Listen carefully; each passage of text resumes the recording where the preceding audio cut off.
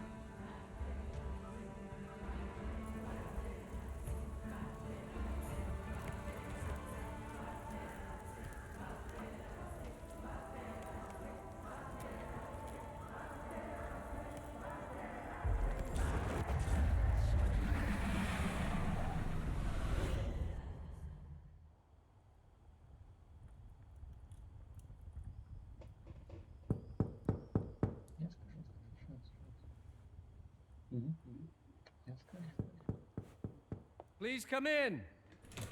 Professor Lucas? Yes.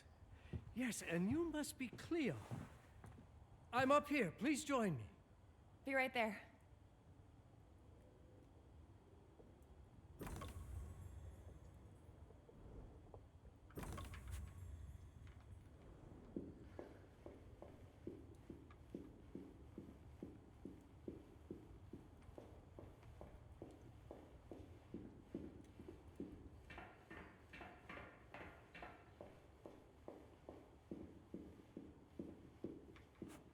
Pleased to meet you, Professor Lucas. The pleasure is mine, Cleo. I'm glad you called. Were you looking for something in particular? I was, but my intricate classification system failed me once again. You know, this is the exact spot where I met your father for the first time. Really? Yes, he was looking for essays on Rembrandt and other Dutch masters. His arms were brimming with books. He could barely... That sounds like my father. Yes. I recognized myself in his eagerness to learn. The same eagerness that brings you here, I suppose. Oh. Yes. I have the letter he gave me. Could you have a look? Absolutely. Let's go to my desk.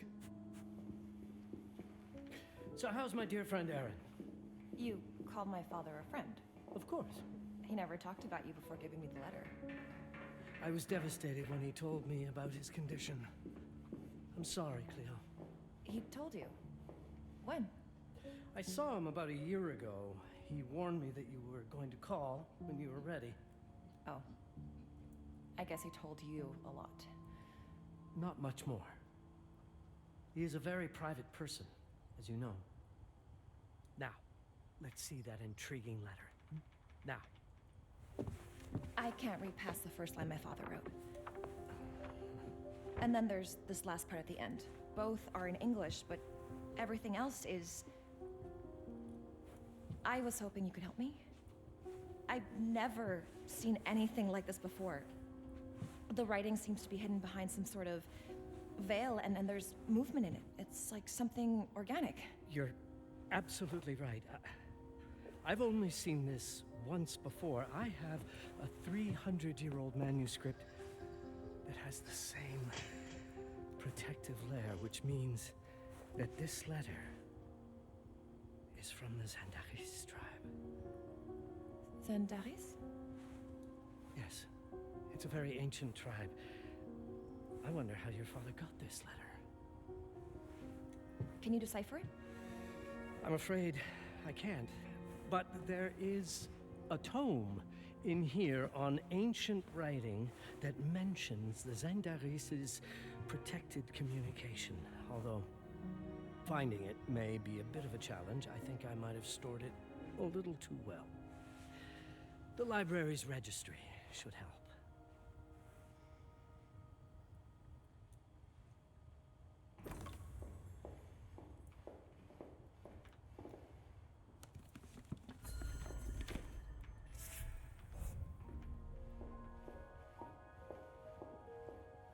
What did you find? Protected Zandaris information was only decipherable through an object. Something called a heparin? Yes, of course. So you've heard of it before? I thought it was a legend. It varies depending on the source. I've never seen one. They said it appears as something unremarkable. I wonder, has your father ever given you something other than the letter? Something like a key or a pendant? He gave this to me when I was a child, but I don't think it has anything to do with... Fascinating. I don't see how this could help us decipher a language. Doesn't hurt to try.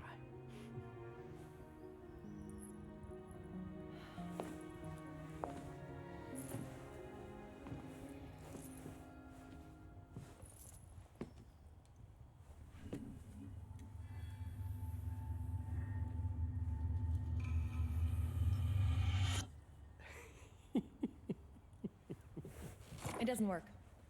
It's all right. Aaron has thought this through. There must be something that we're missing. Something to activate it, maybe. What makes you so sure that my father was behind this? Would it really be so surprising? I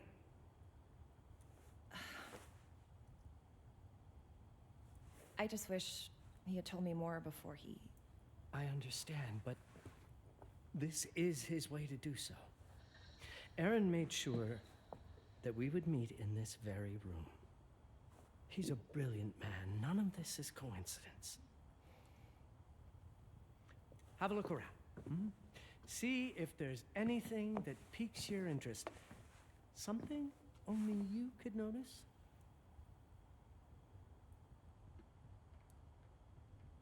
Did you know that my father donated a bust of Rembrandt to this school? I didn't. I'm afraid to say I never paid much attention to their donors. That must mean something, right? I know he loves this school, but... I'd say follow that lead. There's a section in this library dedicated to Rembrandt. You might want to look into anything related to Rembrandt.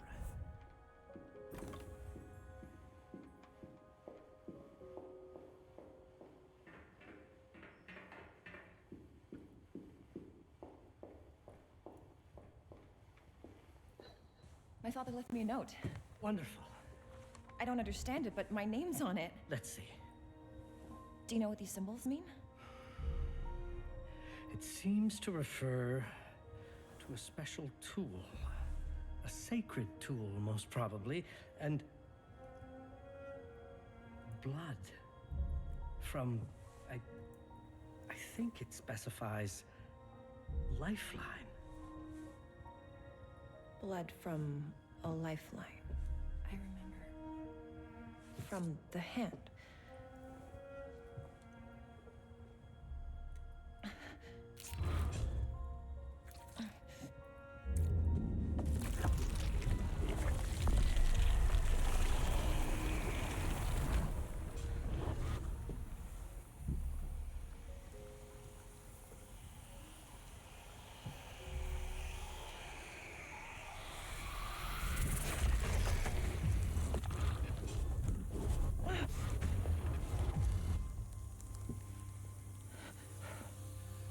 That's it. That's the Hiparan. Aim it at the letter.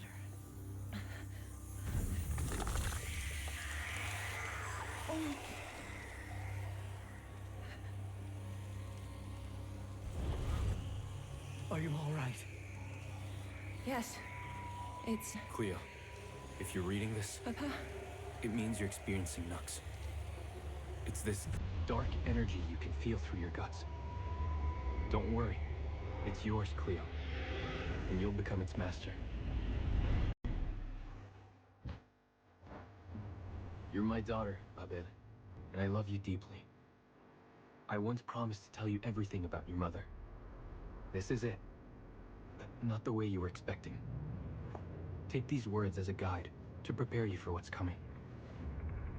It all started on December 30th, 1999. I was with Agnes, my girlfriend at the time. We were in Amsterdam for the year 2000 celebrations, and we had a room in a pretty cool hotel.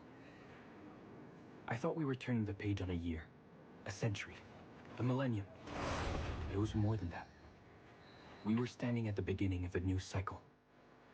And you, Mabel, would be part of it.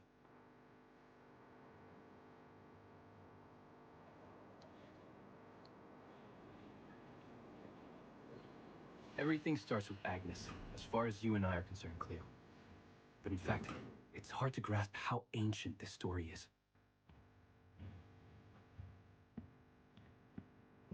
Agnes was different. An old soul, yet joyful, always surprised by life. From the very beginning, it felt as though she already knew me. It was awesome.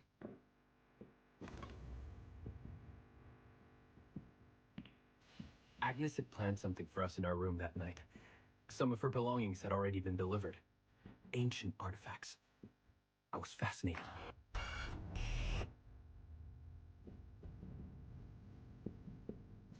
Truly, I had no idea what Agnes had in mind. But you know what, Cleo? I didn't care. I was in love.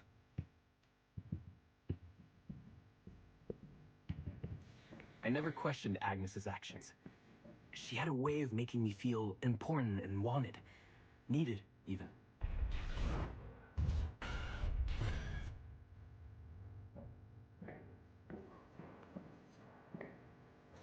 As we walked to her room, I felt a new kind of excitement.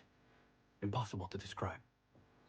I didn't yet know I was about to lose my grip on reality.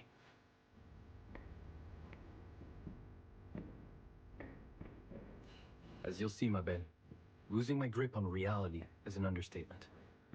The truth is, I never had a grip on anything at all.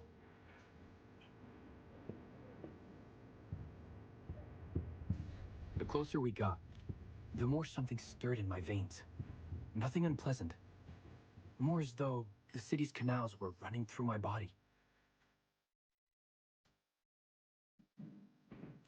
All in all, there was something electric about Agnes. A force emanated from her. A force I was about to discover.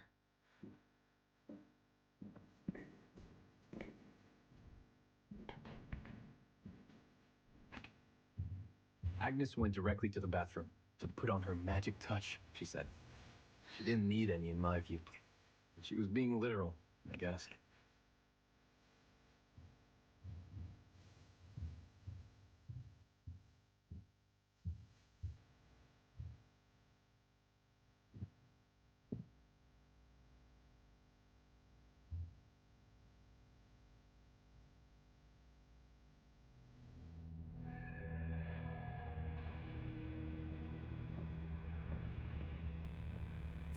Could you set up my relics the way I told you to? She asked from the bathroom. I had to rummage through a chest, a shelf, even her bag to find those things of hers. So old they were unsettling.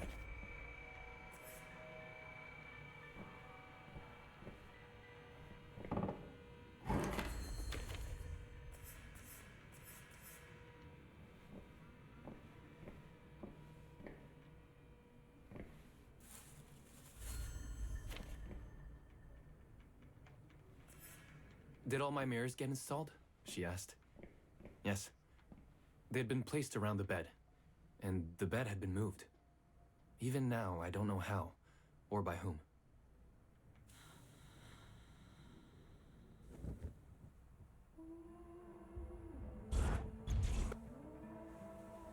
When everything was ready as Agnes requested, she came out of the bathroom.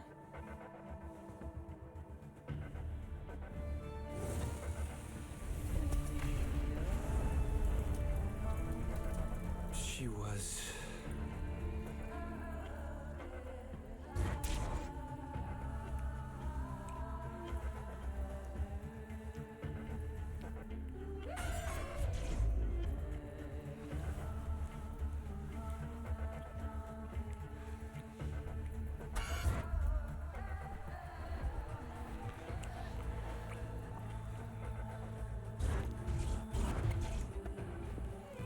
I have no words to describe what followed, Cleo. It felt ethereal until I lost the thread.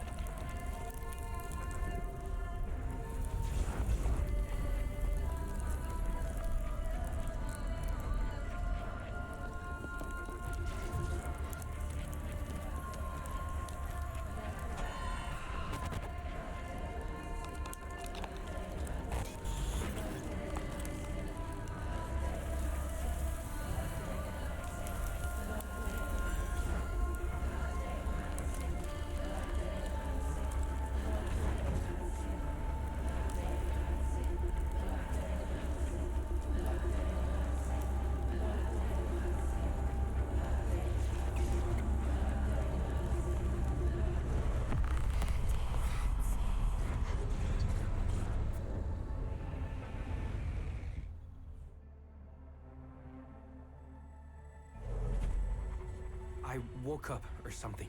I'm still not sure. I was a cat, Cleo. Yes, you read that well. I was a cat. The room was like in a nightmare. Agnes was floating, literally, and seemed frozen in time. Of course, I thought I was dreaming. But not for long. It was too real, somehow. I could feel the fur on my body.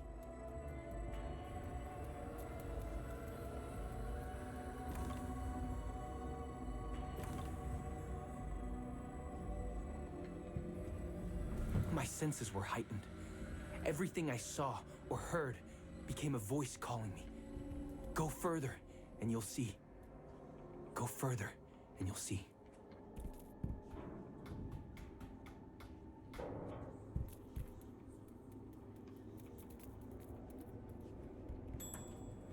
The further I went, the more real my sensations became. Yet the world around me felt increasingly surreal. It was scary, disturbing. But something was definitely calling to me, from what seemed to be the other side.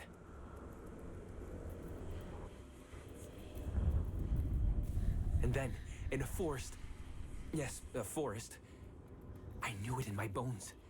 It was someone calling me. A woman.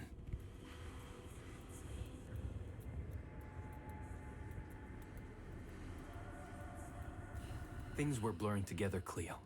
My cat spirit, a thirst for freedom, for leaping onto anything, and my pull toward her, and I saw her. Frozen in time, like Agnes in the room. And my cat spirit again, a need to size her up.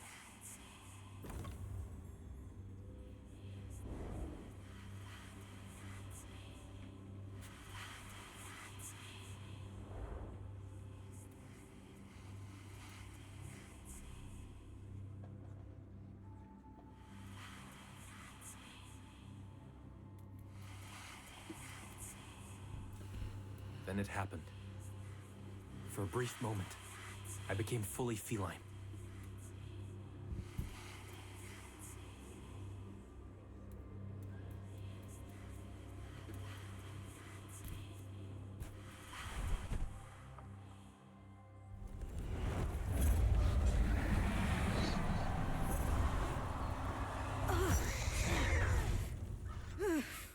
Welcome, Paparazzi. Welcome, Aaron. Aaron? You know my name? We talk? I can talk? I was in shock, Cleo. Nothing made... Yes, you are my union. My Paparazzi. My cat. Of course. But what? Did no one tell you about the ceremony? Where you come from? What? No! What do you mean? It matters not for now. I am Noah, the Collector. Those are the Zendaris. Follow me, and I shall explain anon. We've much to do this night.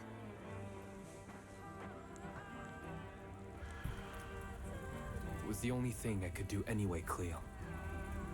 That woman, Noah, she seemed like the only one who could clarify